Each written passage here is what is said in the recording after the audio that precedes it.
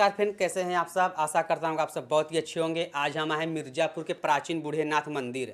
जैसा कि यहाँ पर देखेंगे तो ये शंकर जी का मंदिर है। शंकर जी को देखा जाए कई नामों से जाना जाता है। प्राचीन मंदिर है यहाँ पे मिर्ज़ापुर में। तो आज हम इस यहाँ पर जानेंगे। हमारे साथ जुड़े हैं सुधानंद गिरी जी महाराज। तो हम इनसे थोड़ा कुछ क्वेश्चन करेंगे कि ये मंदिर कब से है यहाँ पर, अब यहाँ पर कितने कितने लोग आते हैं। ऐसे में देखा जाए तो नया साल को देखेंगे तो बहुत ज़्यादा भीड़ यहाँ पर लगी थी। आप वीडियो जाकर देख लीजिएगा उस पर। और यहाँ पर देखेंगे तो शिवरात्रि को और सावन को भी लगता है यहाँ पर मेला। तो ये मेला नहीं, एक तरह से यहाँ पर देखेंगे तो यहाँ पर भंडारा भी होता है जिसे लंगर कहते हैं। तो आज हम सुधानंद गिरी महाराज से कहते हैं, ये छोटे महाराज है इस मंदिर के, तो इनके बारे में जानते हैं और पूछेंगे कि ये मंदिर कब से है, अब यहाँ पर कितने वर्षों से ये रह रहे हैं। तो नमस्कार, आप नाम बताइए सबसे पहले अपना। मैं सुधानंद गिरी, डॉक्टर योगानंद गिरी जी के कृपा पात्र हैं हम। और ये अनादिकाल से यहाँ पर स्वयंभू हैं। ये शंकर जो हैं ये अनादिकाल से स्वयंभू हैं, ये स्वयं प्रकट हुए हैं। अच्छा, तो ये अचानक प्रकट हुए शंकर जी की कोई यहाँ पर ऐसे कि पहले से था? पहले यहाँ पर योगी ऋषि मुनि तपस्या करते थे। तपस्या करते करते करते करते भगवान शंकर उनकी तपस्या से प्रसन्न हो गए, और उनकी तपस्या से प्रसन्न हुए तो स्वयंभू स्वयं अवतार लेकर प्रकट हुए। अच्छा, तो आप अब यहाँ पर आप कर रहे हैं यहाँ पर काम शंकर जी का आप? ये तो हमारे ऊपर शंकर जी कृपा है कि कहा जाइए कि भगवान की सेवा के लिए हम लोग को किसी न किसी माध्यम से भगवान ने एक निमित्त मात्र बनाया है। ये तो भोलेनाथ की कृपा है। और ऐसे ही हम चाहते हैं कि सब भोलेनाथ की सेवा करें। आज हम लोग भगवान की सेवा ही नहीं करते हैं। अगर प्रेम से सेवा किया जाए तो हम लोग का जीवन संवर जाए। तो हमारे ऊपर तो भगवान की कृपा है कि हमें भगवान ने सेवा में रखा है, अपनी सेवा में, भगवान की सेवा में। और मानव धर्म तो सेवा ही है। मानव का धर्म क्या है? सेवा।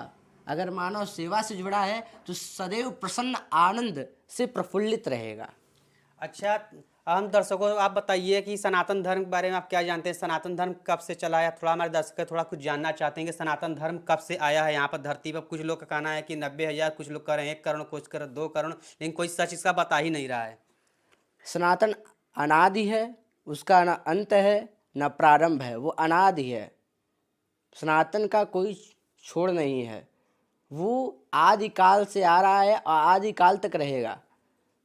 जो ये कह रहे हैं कि सनातन 1000, 2000, 3000 से शुरू है, तो जानते नहीं हैं, अबोध हैं, उनको ज्ञान नहीं है।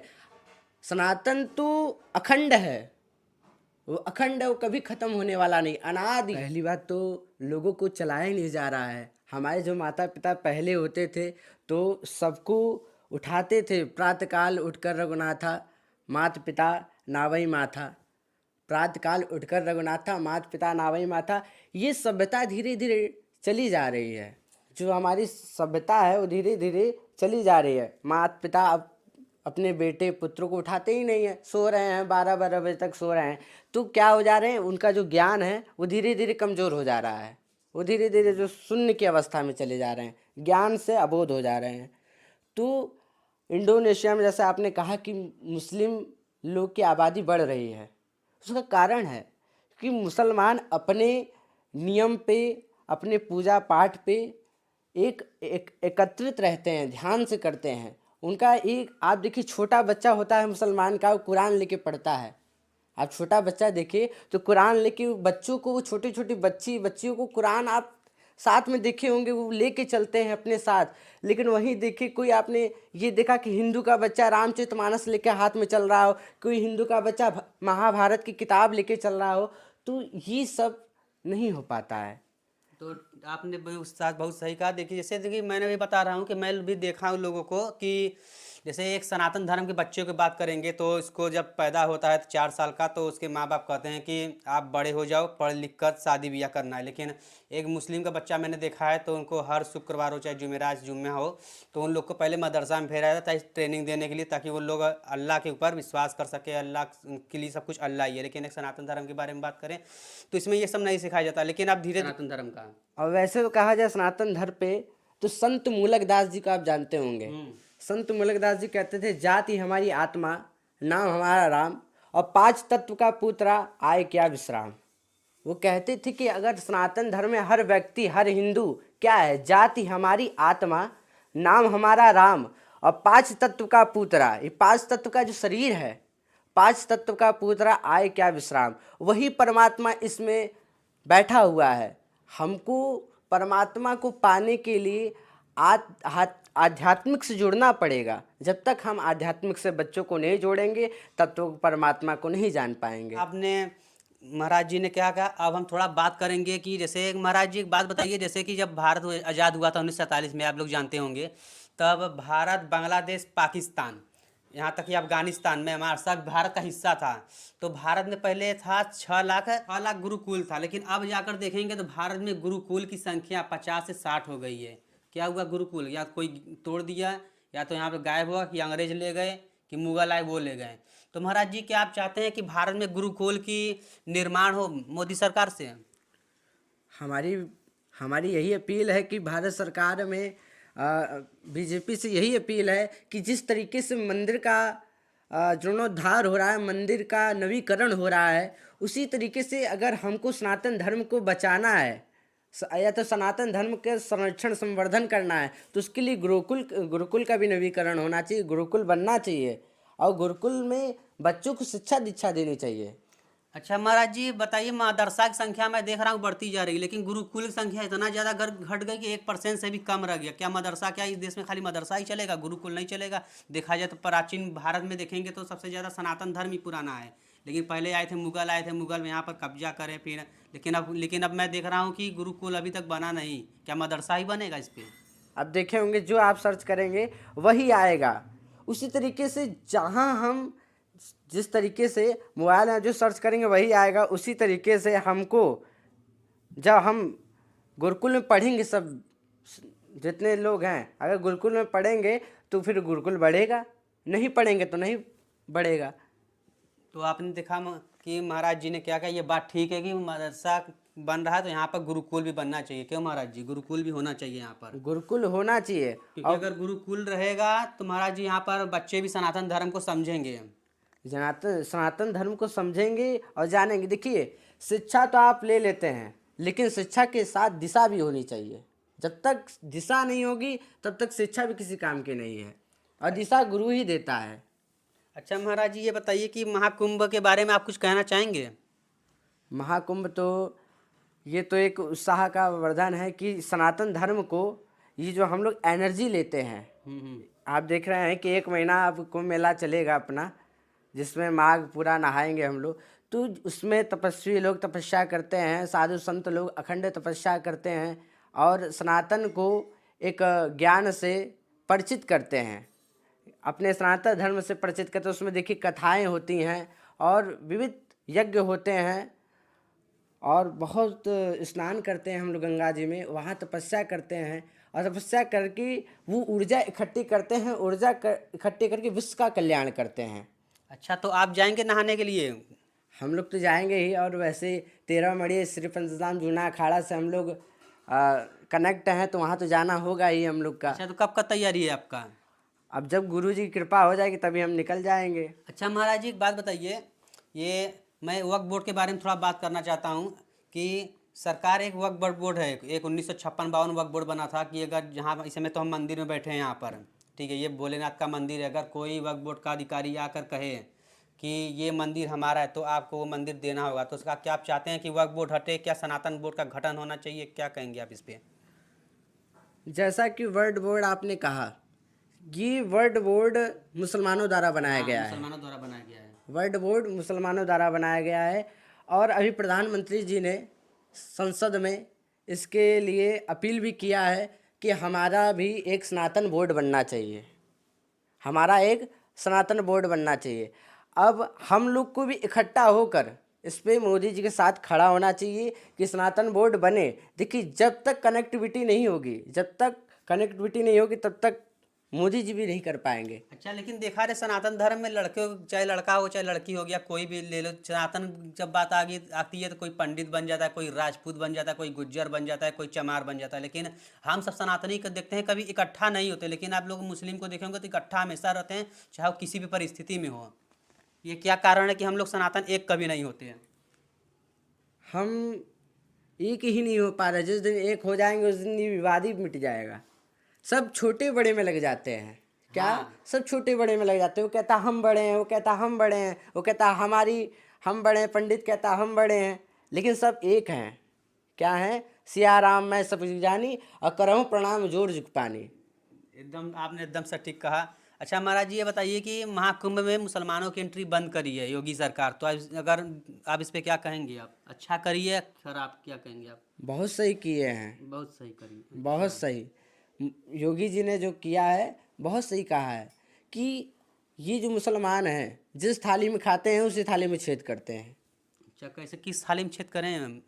ये जिस थाली में खाते हैं उसी में हम ही लोग के गठन में रहते हैं, हिंदू सनातन भारतवर्ष में रहकर, और भारतवर्ष को मिटाने की कल्पना करते हैं। लेकिन वो तो लोग तो कहते हैं कि ऐसी कोई बात नहीं है, लेकिन बहुत से मुसलमान लोग भाई लोग कह रहे हैं गजवा हिंद का सपना देखते हैं। आप क्या कहेंगे? गजवा हिंद का मतलब कि किसी भी पूरा इस्लामीकरण हो जाना भारत का, आप इस्लामी चाहते हैं? हम नहीं चाहते इस्लामीकरण हो। हम तो चाहते हैं कि जो इस्लाम है वो भी हिंदू बने, हमारे हिंदुत्व को अपनाएं।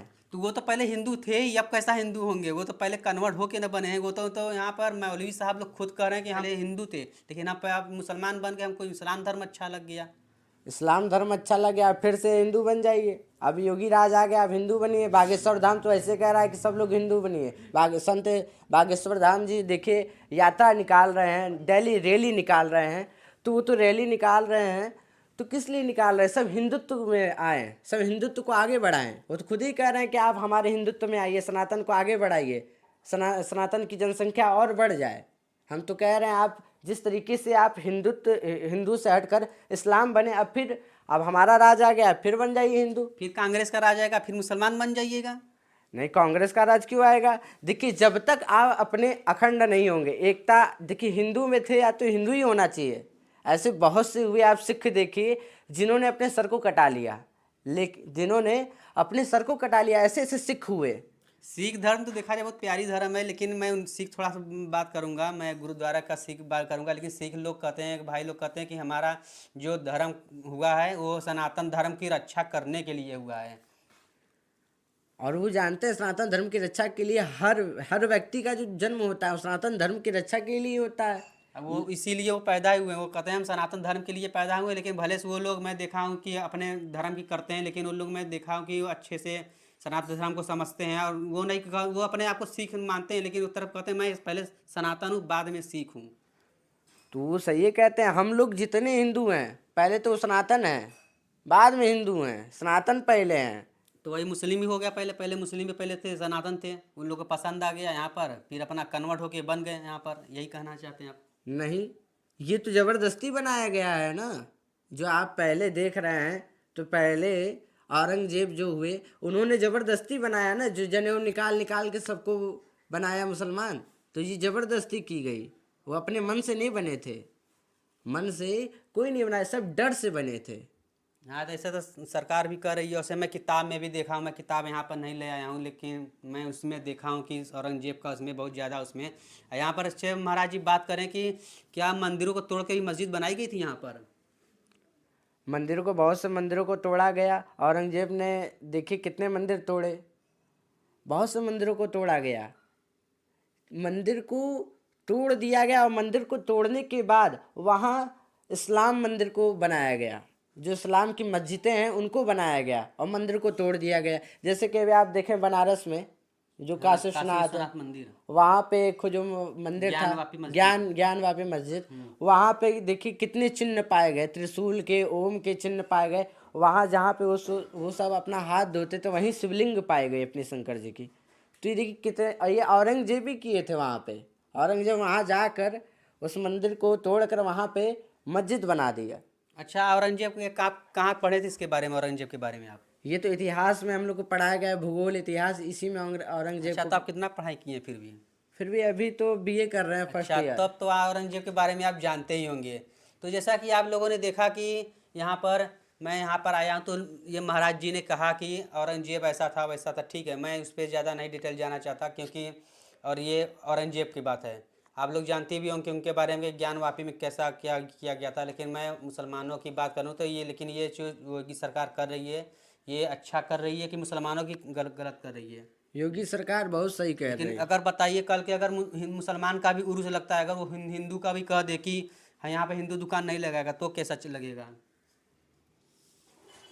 देखिए, बात तो सही है, लेकिन ये वो अपने पे आएंगे, उनकी बात सही नहीं हो तो हमारे अड्डे पे खुद ही लगा रहे हैं दुकान, सब जगह दुकान लगा रहे हैं, तो वो तो जो ले रहा है हिंदू ही ले रहा है। और वहाँ पर जब वो लगाते हैं वो कि कैसे स्वच्छता रहती है, वहाँ जो योगी जी ने बंद किया है कि कुंभ मेला क्षेत्र में मुसलमान की दुकान नहीं लगेगी, तो उसका कारण है ना, अकारण नहीं कहा योगी जी ने, उसका कारण है वहाँ पर हिंदू नहीं, कितने संत महात्मा लोग वहाँ खरीदते हैं सामान, उनके लिए कहा गया है ये ऐसा। अच्छा, यानी वहाँ मेला क्षेत्र में योगी जी ने जो बंद कराया है कि यहाँ पे इस्लाम का एक भी दुकान नहीं लगेगा, इस्लाम का एक भी व्यक्ति वहाँ दुकान नहीं लगाएगा, उसका कारण है आप कहीं भी लगाइए लेकिन मेला क्षेत्र में मत लगाइए, क्योंकि वहाँ पे मेला क्षेत्र में व्यक्ति ही नहीं, संत महात्मा योगी सब आते हैं, वहाँ पे संत महात्मा सब आते हैं, वो तो जान नहीं पाते हैं कि आप हिंदू हैं कि मुस्लिम हैं, ये उनके लिए मना किया गया है। ठीक है, तो हम यहीं पर वीडियो को स्टॉप करते हैं, तो हम फिर एक नेक्स्ट वीडियो में आगे मिलते हैं।